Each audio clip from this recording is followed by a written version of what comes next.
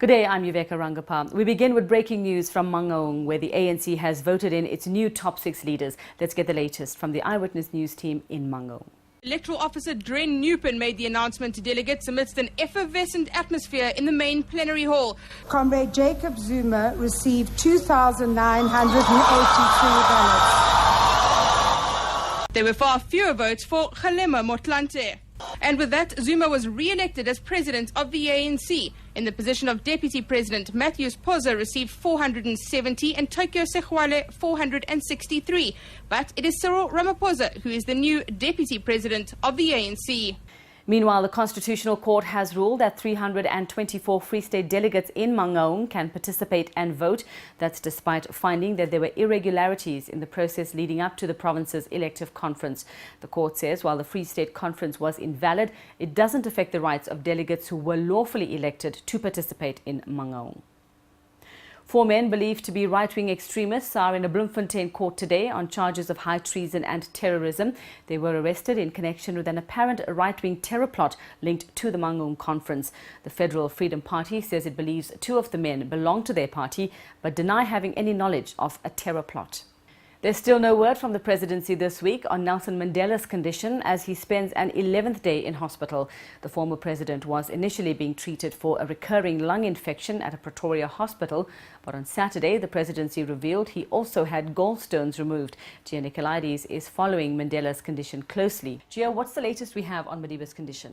Well, Uveka, it's been 10 nights and 11 days since Madiba was admitted to a Pretoria hospital. We haven't had any news yet on his condition. Initially, we were told that he was being treated for a recurring lung infection. On Saturday, for the first time, the presidency revealed that he was also being treated for gallstones and had them removed. So what is the latest that we do know from the presidency since then? Well, I've spoken to the presidency's Mac Maharaj, and he says that if a statement is not released, the media and the public must assume that Nelson Mandela's condition is improving. Thanks very much, Gia Nicolaides, who has been keeping track of Nelson Mandela's health and the situation around him. In America, the first funerals for the victims of the Connecticut school massacre have been held. Last night, 6-year-old Noah Posner and Jack Pinto were laid to rest. They were among the 20 children and 6 adults who were gunned down by 20-year-old Adam Lanza at Sandy Hook's elementary school on Friday. This report from CNN. The first funerals were held Monday for victims of Friday's shooting at Sandy Hook Elementary. The 2 6-year-olds, Jack Pinto and Noah Posner, were laid to rest. Newtown is forever changed.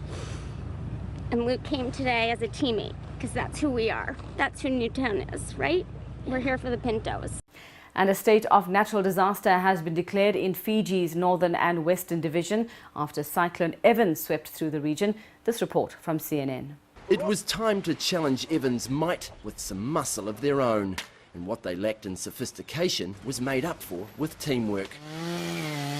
As the roads were cleared and the makeshift shutters came down, Fijians were simply grateful the cyclone's deadly record wasn't repeated here. But it left its mark. Homes were lost as gusts of around 200 kilometres an hour battered the country's west coast. Topics trending on Twitter.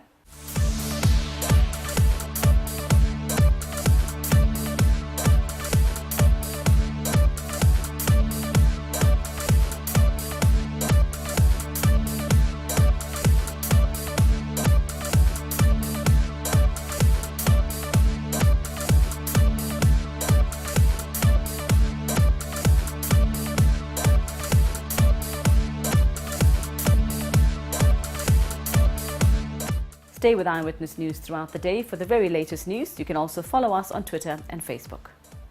Eyewitness News, in touch, in tune, and independent. For the latest, log on to ewn.co.za or ewn.mobi.